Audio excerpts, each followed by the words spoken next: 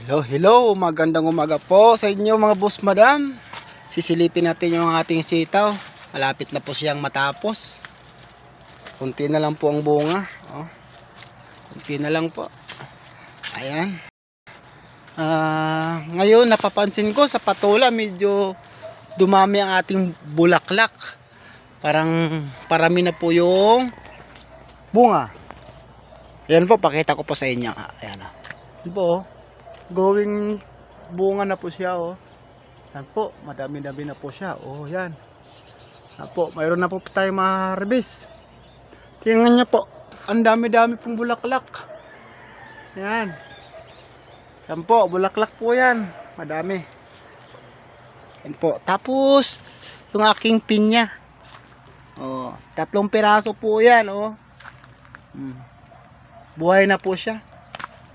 Tapos yung aking kalabasan tinanim, hindi po siya nabuhay. Kawawa naman. Tapos kinain po siya ng mga hayop na kulay pula. Tapos mayroon akong bagong ano.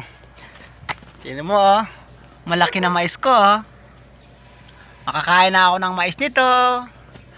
Ayun pa po sa dulo. At saka ito, yung aking kong bagong tanim na pipino. Nakapaso po to kasi nanggaling po to sa kabila. Pinaso ko po kasi wala na po kasing space, eh. Ayan, ayan po.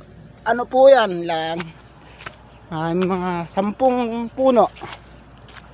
Ayan po. Tapos yung aking sigarilyas po. Sigarilyas natin. Sige, tapos sa damuhan. Ayan po, oh. Sigarilyas. Bunga na po siya. Harvest na po tayo. May pangsahog na tayo sa sinigang. Ayan. Sahog na tayo sa sinigang. Tapos yung aking okra po, malinis na po, pinagtanggalan ko po ng dahon kasi nag-harvest ako kahapon. Ayun po. Yan. Tapos na po yung aking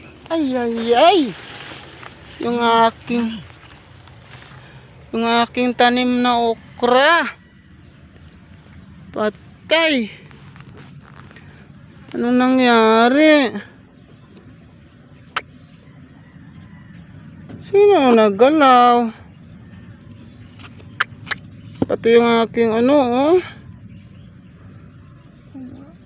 aking sibuyas.